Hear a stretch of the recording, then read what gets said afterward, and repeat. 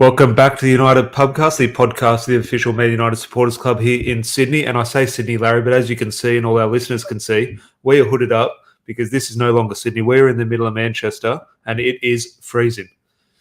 Mate, welcome to the United Igloo, because it is bloody cold. I don't know what's going on in Sydney at the moment. And you know what the scariest part is? It's not even winter yet. I don't know what it is. Just before we came on air, the first thing I want to say to Larry is, how cold is it tonight? Larry comes in with his hood on. Yep, exactly the same. But we will try and act professional, and the hoods do come off, and ERIK Ten Hag has arrived. But also, we want to touch on a little bit later in terms of the assistant managers have arrived. That's a topic a little bit later. But Mitchell van der Gaag, I think, is how you pronounce his name, or that's what the pronunciation I'm going for. He's another ERIK Ten Hag. Van der Gaag.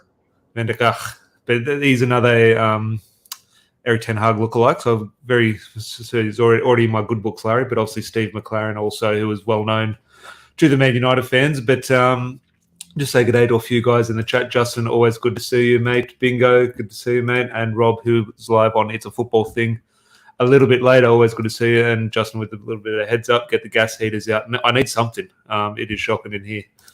And Matt, always good to see you, mate. Haven't seen a couple of episodes, so good to have you back, mate. And a few things as well in terms of Andy Mitten just came out with an article in the last couple of minutes, which is obviously shined a little bit of light on issues at the club. But Larry, we'll start on the title, and ERIK Ten Hag has arrived in London. Now, I haven't seen any photos in regards to usually there's photos at the airport when someone arrives or someone getting out of a Uber or something outside the London offices at Man United. But the report is from Sky that he has arrived in London. Now, that is where Manchester United's offices are. Man United are playing in London in a couple of days, where the report suggests Ten Hag will be in the stadium. So you assume it's a quick visit where he comes over, does some paperwork, puts some names to faces, and obviously watches the game in Crystal Palace before he sort of jets off wherever or starts work wherever he wants to. So is this news? Here we are discussing it. So it's something to talk about. But is this news? What do you make of it?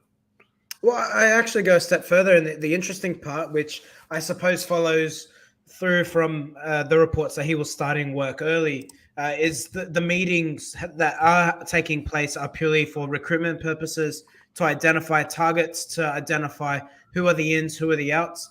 So it'll be really interesting to see what follows over the next 24 to 48 hours. Do we start hearing the likes of Aaron Wan-Bissaka, potentially Harry Maguire's, these sorts of players, the ones who we said are on the periphery of, do you give them another season or are they going to fall by the waistline? So it'll be really interesting, I think, over the next 72 hours. I think we'll see some names coming out around who could potentially leave the club. Yeah, definitely be interested in that in regards to... I have a feeling, and we're all sort of so excited about incoming signings. Is it going to be De Jong? Is it going to be Ruben Neves? Is it going to be Darwin Núñez? Are always excited about the incoming player, no matter now or 10 years ago. That is where fans do get excited. But the exciting bit for me, and look, I don't like to see any player sort of leave the club. When they sort of arrive and put on the red shirt, I want to see them sort of perform and go on to lift everything at Manchester United and win a Ballon d'Or. Like, I want the best for every single player when they walk through the United door. However, there is some type of excitement in terms of who could leave. Now, obviously, we know players like a Jesse Lingard or a Paul Pogba will leave. And, okay, if you're excited about that or not, it is what it is. But the excitement I have, Larry, and I feel bad for being excited in regards to this, I want a big name to be, I didn't expect him to be sold. Now, I'm not saying sell Marcus Rashford or Harry Maguire, whether you agree with that or don't agree with that, up for personal opinion. But I'd love a story, and not just a story, because we're going to get rumours about it, but I'd love concrete information where someone, name a player, Harry Maguire, Marcus Rashford, I'm not saying this, but a lot of people might say Bruno Fernandes, just somewhere where ERIK Ten Hag comes in and says, no, this player I don't want in my plans. And that would show, for me, a sign of progression off the pitch. It might even be an underwhelming one for fans, but following on, I suppose, your commentary, if I hear a report coming out, because there's been some talk around Pogba, whether he goes to Juventus, he wants to have a chat with Ten Hag before he decides what he's going to do with his future. I would love the report to come out over the next 72 hours. ERIK Ten Hag tells Paul Pogba he's not in his Manchester United plans. I thought you were going to say Ten Hag demands Pogba stays and is in his plans, but which would have been just as drastic in regards to the other side. But that is a... Yeah. What do you think if that story comes out? Because I think that story, one, could be true with ERIK Ten Hag, but also, even if it isn't true, I think that story could still come out, and as fans would sort of lap that up. Yeah, 100%. I mean, look, we'll never, whatever comes into the papers, you'd have to say that without there's no smoke where there is fire. And the other side of it is, I think a report like that though would be quite emphatic. But like you say, I'm with you in the sense of I want to know it's his dressing room, and I think we will get that sense as fans if we hear one of these big names go. I think the one to watch is Harry Maguire. I really do. I think he's right on the edge for me. I'm not. I know, like you've been on here and you yourself have said, nah, he'll definitely stay. I'm not convinced. I could see the fact we're being linked with the likes of Timber and a few other centre halves. Tell me, all right, Harry Maguire is probably going to play second fiddle next season if he stays. Is he going to stand for that? So I don't think we've seen the end of the Harry Maguire saga. It'll be interesting. Look, my personal opinion is yes, I think Harry Maguire will stay. Whether agree with that or disagree, who knows? But I think he will stay. I think. What is your opinion on Harry Maguire staying? Like, if you were ERIK ten Hag, what would you be doing? I watched a compilation earlier this week of all the goals Man United conceded this season. Now, look, I'm sitting here saying Harry Maguire has been woeful, sort of on and off the pitch in regards to his captaincy as well. And he hasn't been good enough. He's probably been our worst player this season. Now, I could maybe throw a case of Marcus Rashford being just as poor or maybe just as frustrating in regards to certain aspects of his game. But this is not a defensive Harry Maguire at all. He has been bad across the board. However, I looked back at all the goals. Now, so many goals he was blamed for no matter what happened. There was still shots of photos of, okay, him looking this way and his markers that way, or his guy scored and this is where he was standing in the line. He should have been a lot deeper, sort of thing. And I went back and looked at the footage of a lot of the goals. He was at fault for a few, and a few too many. What sort of far too many. However, I think he has been quite sort of made a little bit of a scapegoat, in my opinion. And now that is not me defending him or anything, but he has copped a lot of the abuse where a lot of other players have been poor. A lot of the other players have been made mistakes. But when you see on Twitter a goal reported or a fan reaction, we're discussing a still shot, and that still shot of a screenshot doesn't really tell the whole picture. Now, Harry Maguire's been at fault, as I said, for far too many goals. But I went back and looked at a lot of them. Unfortunately, I had way too much time on my hands, Larry, and that's not to say he hasn't been bad. He has, but it hasn't been as bad as a lot of people have made out, in my opinion, looking back at the end of the season. Oh, I think you're being kind, mate. He's been bad. As I said, probably our worst player now. I think Marcus Rashford has been a disgrace. So I think Marcus Rashford, in my opinion, has been worse because Marcus Rashford just isn't putting any effort in. Harry Maguire tries. Now his trying hasn't been good enough in terms of the production on the pitch. But I went back and looked at the goals, and far too many. But you know where I differ from you on this? Marcus Rashford has the ability to be better. Marcus Rashford, we know, can perform at this level, can play for Manchester United at a good level. We've seen that. Harry Maguire has always been okay, or at times very good. But this season, that's the thing. It's not like with Rashford, you can put it down to form. With Harry Maguire, I'm putting it down to ability. I look at him and he just doesn't have it for me. Like if Harry Maguire's at his best, do you still think he's a Manchester United caliber player? Now, keeping in mind, United have changed their style. We're now a forward-thinking side, one that wants to play on the halfway line. Can Harry Maguire play in a Manchester United side that wants to be on the halfway line? That's the question. A lot of people would say no, and one day I would say no, one day I would say yes. If the team is playing well, yes, he can. You could easily do that because he doesn't look good on the ball. He's actually not too bad on the ball.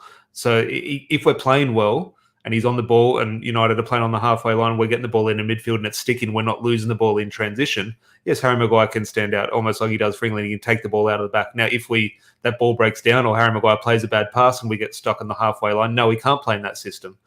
So I almost flip it the other way, and you said Rashford sort of has the ability, maybe Harry Maguire doesn't, and Marcus Rashford's form. I've flipped the other way, and I don't think Marcus Rashford's form anymore. I think, unfortunately, that's the play he's developed into, and I've seen one bad season, and it's been a horrible season by Harry Maguire, and potentially horrible enough to almost call it quits on him. I wouldn't disagree with selling him at all. However, it's one bad season. We were sitting here last year, Larry. You were on here. He was our best defender. We were devastated. So, can I challenge you on the Rashford comments? The Rashford comment you're making now. That's 2 or 3 years of Rashford now. Hold on. It's his effort. How can you say that? He scored 20 goals last season. He scored 21 the season before. Yeah, it's his effort. The commitment he shows on the pitch, and we've seen like Harry Maguire is now a year of this form. Well, Marcus Rashford has been a year of this form. So which one is form? Is Harry Maguire the ability, or is Marcus Rashford the ability? A year is a long time. It's not a 6-week period. And Ryan Giggs, I can't recall what season it was. There was a season where Giggs scored 4 goals.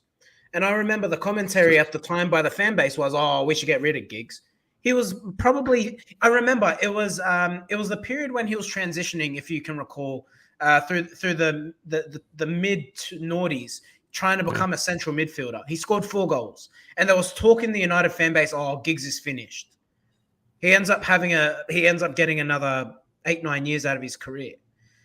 So are you writing Marcus Rashford off too soon, given he's 24 years of age, still young?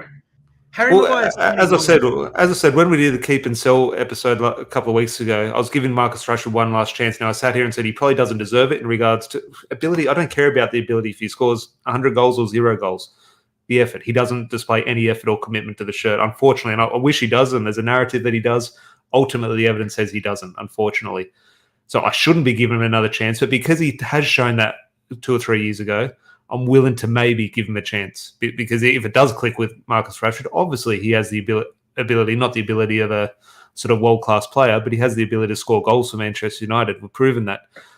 And look, the Harry Maguire one, I don't want to sound my defense of him being sort of, let's keep him, and Harry Maguire's going to be the answer, and his performances haven't been that bad this season. As I said, he's been probably our worst player this season, and not just the footballing ability. A lot of the frustration and the worst part of the Harry Maguire situation is his captaincy, and he has led this team. Now it's a team effort; everyone has to take responsibility, but ultimately he's the captain of the worst ever Manchester United team in the Premier League, and that has to take some weight. So that's something you can point and sort of use a stick to beat Harry Maguire with. I fully understand that. However, Eric Bailly's got to go first. Phil Jones has to go first. So suddenly we have 3 defenders. You're going to sell Harry Maguire and bring one more defender in? Suddenly we've still only got 3 defenders. No, I'd be looking to promote one of Teden Mengi or Deshaun Bernard, because both of them have done really well on loan. Then in October, November, you think, Jesus Christ, they're not ready for the first team? I don't think so. Particularly with, I know Mengi's the one who's more popular at the moment. Deshaun Bernard, mate, if you actually look at them 2 years ago, I promise you, if you watch him, you think Deshaun Bernard's the one who's going to make it at United, not Mengi.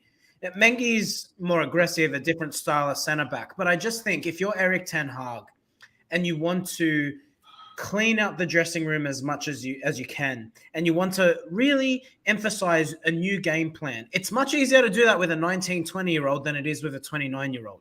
And what Bernard and Mengi both have is ability, first and foremost, but a good attitude, and they want to prove themselves. They're both young kids, both want to prove themselves at Manchester United. I just think there's more to play with there. You can excuse a poor performance from a kid who's come through the juniors than you will for an 80 million flop. And that's the difference, in my opinion. Look, I like the thinking, and here I was the other day doing a video on Dylan Levitt, so pick maybe Dylan Levitt over Frankie de Jong. But pinning your hopes, I know you're not pinning your hopes on a young centre-back coming through, but it's a position as a backup, I just think if you've got Varane and assuming we buy a centre-back, Phil Jones has to go. Phil Jones has to go. Eric Bailly has to go. Well, suddenly you get rid of Harry Maguire. Deshaun Bernard or whoever is your third, he's your next centre-back behind Lindelof and Rafael Varane. I'm assuming we bring in a centre-back. Well, bring the centre-back in. Bring the centre-back in, then you can have a discussion. Because at the moment, I know we are linked and very likely to buy a centre-back, but at the moment, those incomings need to come in so Ten Hag has a clearer picture. We'll agree to disagree. Yeah, well, there'll be plenty more Harry Maguire discussion. And that's not me saying keep Harry Maguire. I just think I went back and looked at the goals. And if anyone has 20 minutes, because we consider far too many, go back and look at them without the screenshots. And look, Harry Maguire was at fault for far too many. But there was a lot of players around him who were just at fault as well. Just 1 or 2 more comments in the live chat before we move on. Adam here was on a forum today, and one guy said Aaron Wan-Bissaka should be a centre-back. Yeah, I saw that when he first came in just because the tackling sort of side of his game. But yeah, it's definitely something that sort of has fizzled out, and rightly so. But they were talking about sort of the assistants, and I don't know obviously too much about this Mitchell Vandergaard, but Steve McLaren is obviously set to be appointed. Now, I don't know which one's going to be the assistant, which one's going to be a coach. They'll obviously come out in the statement or when Erik Ten Hag does his interview. Just your thoughts on Steve McLaren, though, because I made this point a few weeks ago. I don't know if it was to you or to someone else, but if Ole Gunnar Solskjaer was in charge and he brought Steve McLaren back, there would be outrage. Absolute outrage. Even if Steve McLaren worked with Solskjaer at Molde or Cardiff, there would have been absolute outrage. But he's come in under Erik Ten Hag, and it's a world-class signing. What an appointment this is. Now, I share that. I like the appointment, but can you see the hypocrisy here? I actually, it's difficult for me to comment because I have to be honest, I was underwhelmed by the Steve McLaren appointment, if I'm being honest. And the reason I say that is because I just think bringing in an assistant who was successful 23 years ago is really pinning your hopes on. It's hopeful more than strategic for me. In saying that, and in Erik Ten Hag's defense, this is someone he's worked with. It's someone who understands the Premier League. And I think that that's the key. You even have to look at Pep Guardiola, who very experienced, decorated CV. He brought in Mikel Arteta into his coaching setup. Mikel Arteta didn't at the time have any record of being a successful assistant coach, but he had a good understanding of the Premier League. And that's what Steve McLaren brings to Erik Ten Hag. The other thing is we shouldn't assume that the assistant is the one on the field. From all reports, Mitchell will be that character, will be Ten Hag's right-hand man. He'll be on the ground. He'll be the one running the training sessions. I think McLaren will almost be what Mike Phelan was to say Ole Gunnar Solskjaer. Do you think there, in regards to, you say, Steve McLaren has a sort of experience within England and the Premier League? Now, obviously, that treble-winning season was 23 years ago, so it's obviously a different era at Manchester United, but ultimately it's still Manchester United. What's more important for Erik Ten Hag's relationship with McLaren? Is it Premier League and experience within England, or is it experience within Manchester United? Like, which one has if Erik Ten Hag has brought him in, has he brought him in for the Premier League in England or the club itself? I think it's both. I think it's one of those where if he's thinking of resting a player or resting certain players, you've got that English experience that'd be like, hey, mate, Wolves away is a really tricky game. Hey, mate, Aston Villa away is a really tricky game. Brentford, let's not rest on our laurels here. I think that's the key. The other side, which, in all this excitement, we have to remember, and it's very likely, this fan base will turn if there's bad results. I promise you that. The media will hound him out. He's not an English manager. Ole Gunnar Solskjaer, nicest man in Manchester, couldn't catch a break once the losses were compounding. So Ten Hag, it's going to get lonely very quick should we have poor run of results. And I think that's where Steve McLaren's experience is going to be crucial. To keep in his head, tell him, mate, this is what you're going to expect. These are the sorts of questions they're going to hammer you with. Keep a calm head. It's Manchester United. And I think if whatever they're paying him, having someone there with that experience who knows what that pressure is like is invaluable. Yeah, no, definitely. Obviously, that news should be confirmed, you'd think, over the coming days, maybe when the season finishes, which, as I said, is a couple of days away. So sometime early next week, we'll get confirmation of that appointment. And look, hopefully that is followed by a player or two. But speaking of players or twos, get your thoughts in the live chat in regards to this topic. Andy Mitten, obviously been on the podcast before, a very good journalist, has come out with a story saying Manchester United has completed an internal investigation into dressing room leaks, and the club are now confident that issue will sort of fade away next season. Now, the article's behind a paywall. I haven't read the article, but obviously seen the headlines and the one or two snippets from it. That, to me, Larry, tells me, now no names have come out, so I don't think he's named anyone in the article, but that tells me that the club have identified who the player is, and that player is someone who has been sold or leaving on a free transfer. I might have just lost Larry. What I'll do, Larry, if you can hear me, I'll kick you out. If you can come back in, just leave the studio and come back in, and I'll just chat to one or two people in the live chat. But what do you think in the live chat in regards to that, whether you've read Andy Mitten's article or not? What are you thinking in regards to, is it a play? Does it confirm? Does Andy Mitten confirm that it's Jesse Lingard? And okay, because we've obviously seen that thing with Jesse Lingard a couple of weeks ago where he's talking to Paul Scholes. Do you think it's potentially an issue with there? Is Paul Pogba behind this? I saw Justin a bit earlier in the chat saying, was reading today 40 million for Henderson and Newcastle, probably fake news. I don't think that's fake news now, well, whether the fee could be potentially. But I always think Newcastle is someone we always talk about clubs. If clubs are going through maybe a bad phase, can we take advantage of that club? And Barcelona, Frankie de Jong, do they need to sell? Maybe we could take advantage of that situation by buying Frankie de Jong. I think we can take advantage of Newcastle's situation. And what do Newcastle need? They need big players. They need to take that next step. So which players do we have at our disposal to sort of move forward and sort of say, hey, Newcastle, do you want this player? And obviously there's a club no shortage of cash. Throw it to Newcastle and say, okay, Dean Henderson, I know Jesse Lingard's on a free transfer, but a Marcus Rashford, well, what would Newcastle want for Marcus Rashford? Think of the sort of potential positive PR, because obviously Newcastle are going to run into a lot of negative PR next season. I just saw their away kit as well, or the reported away kit is a Saudi Arabia kit. So they're going to sort of potentially run into many sort of bad PR headlines. And I'm just thinking if they could sort of, I don't know what the word is, but sort of fight back against that. You look at Marcus Rashford's situation, he's obviously England's pin-up boy in regards to positive PR. I think Newcastle would do worse than having Marcus Rashford in their setup. But Adam here is saying Jesse couldn't wait to let the dressing room bust up. The dressing room bust up was very interesting. Who knows? There was 20 different reports on who that might be in regards to what came out, that it was Harry Maguire and Marcus Rashford, or Fred and Tellez, or Fred and Hannibal. Jesse Lingard, potentially Jesse Lingard and Harry Maguire, heard that one as well. So I think those, we touched on that in the last episode, I think, in regards to the bust up. For me, I don't see anything in that. I don't think it would have been something that was sort of bubbling under the surface and someone said something at training and then it sort of didn't, it sort of came into fruition after that. I think so often these sort of training ground bust ups just happen from a bad tackle. And now you can take your pick on who that bad tackle is. I think a lot of us, a lot of the players in the squad sort of don't mind a late challenge. The first one springs to mind for me is ERIK Bailly, but it could have been anyone, and just a lot of the time those things are just sort of swept under the carpet. A bit of a push and shove. Usually no punches thrown. Usually one or two people sort of stick their chest out, and you move on. I don't think training would have actually been called off, but that was the report. Larry just sent us a message here. I'll just check what he has saying. Internet's lost. So do get your comments in. Trying to help me out for the last few minutes before we do wrap up, or he's just coming back in now. I'll give him a quick shot. But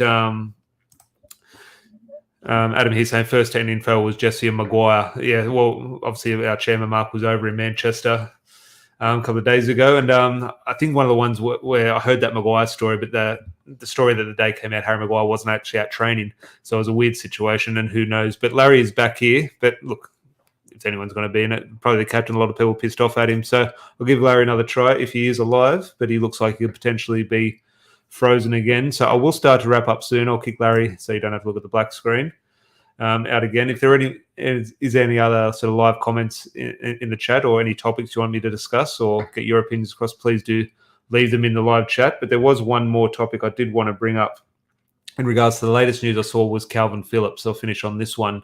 Has come out. Rio Ferdinand came out with a story suggesting that, obviously Rio Ferdinand had made the move from Leeds to Manchester United, and Calvin Phillips is obviously a name and a position we sort of have a high demand for in regards to that defensive midfield position.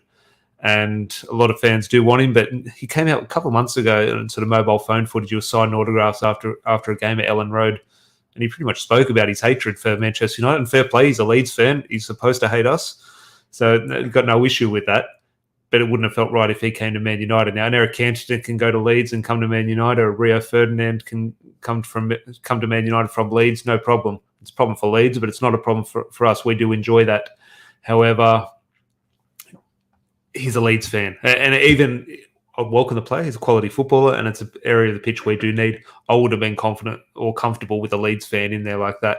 Now, obviously, some players grow up. Ole Gunnar Solskjaer was brought up a Liverpool fan, things like that, yes. But a local Leeds lad, that's a little bit different in my opinion, rather than someone supporting a sort of top rival from another country. I think there is a little bit different there. So me personally, I'm kind of glad the Calvin Phillips story has come to an end. Well, potentially come to an end. Who knows? He could actually join. But my doubts are quite high in regards to that. Now, Larry's just dropped us one more message. I'll quickly check. He reckons he's back. We'll see. I'll give him a little bit of time, but just one or two more comments if you are in the live chat. Adam here saying congratulations to James Garner getting the playoff final as well. Yeah, it will be interesting. They see, the only sort of memory I have of that Forest match was that headbutt on Billy Sharp after the game. That was crazy. I have seen things like only a couple of years ago, unfortunately, when Jack Grealish was at Aston Villa. obviously that fan came and from the Birmingham fan and came and King hit him from behind, and Jack Grealish unbelievably just got up. It was like he wasn't even affected. That could have been very scary. But the pace this guy ran at Billy Sharp and threw that headbutt in. Hopefully, I saw a report saying potentially they did find him. I think more than find him. I think he should be in jail straight away. And people are talking about bans from football. I'll give him a season-long ban or ban him for life. Forget the ban for life. You should go to jail for plenty of time. Forget football tickets, sort of thing. So that was very sad to see. But as I say, congratulations to James Garner. And that's another debate. Maybe just one or two more comments. I'll throw a question to the live chat before I wrap up. We've discussed this a little bit, but James Garner, if Nottingham Forest do get promoted, does James Garner, what do you if you were ERIK ten Hag, what do you do? Do you say stay at Nottingham Forest and have a further season of guaranteed minutes in the Premier League football, or do you bring him back into our midfield and hope he can claim that spot? Because let's say a realistic situation, would you say James Garner comes back and plays 10 games for Man United? Do you think, well, okay, there's 10 good games, but if you get 35, 40 games at Nottingham Forest, you think, well, hang on, that's a little bit better for his development. So we do want to see James Garner be rewarded for his form at Nottingham Forest and come back into the first team. But ultimately, could the answer be, if they are in the Premier League, now if he goes to the Championship, you think, would he really benefit from another season there? Not quite sure. But would he benefit more from a Premier League season with Nottingham Forest? I think that is the interesting one. For me, I would take the risk of bringing him back to Man United. However, I think the correct answer would probably be keeping him on loan at Nottingham Forest. Adam's saying he's 21 now. Yeah, look, a lot of these players, the ages do creep up on you. I think Jesse Lingard's 30 next year. I think Scott McTominay is 26. I think Marcus Rashford must be around 25, 26 sort of thing. And I just saw a thing on Anthony Martial's, obviously on Manchester United books. He signed in Louis van Gaal's last season, ages of the same season as Marcus Rashford debuted. So Anthony Martial has been around a while as well. Almost the forgotten man at Manchester United. It'll be interesting to see his situation in a week or two because he's obviously still under contract. And you think actually quite suits an ERIK ten Hag system in terms of what he wants from a striker.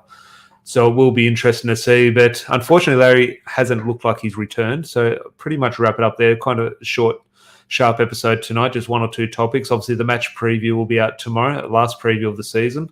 Obviously, away at Crystal Palace. I think it'll just be a sort of 10 to 15-minute chat on making sure Alejandro Garnacho starts. But should he start, as I said, because we are still playing for Europa League football, if we do lose, actually, I think even if we draw and West Ham win, I think West Ham potentially do take that spot. So it is almost...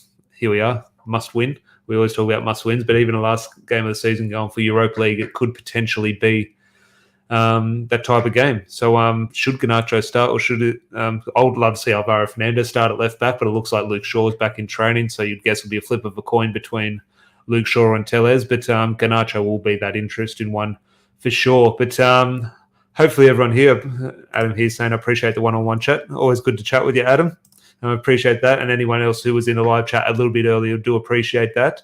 And if you are new, make sure you do click subscribe. We're edging a little bit closer to 1,000 subscribers, which is great.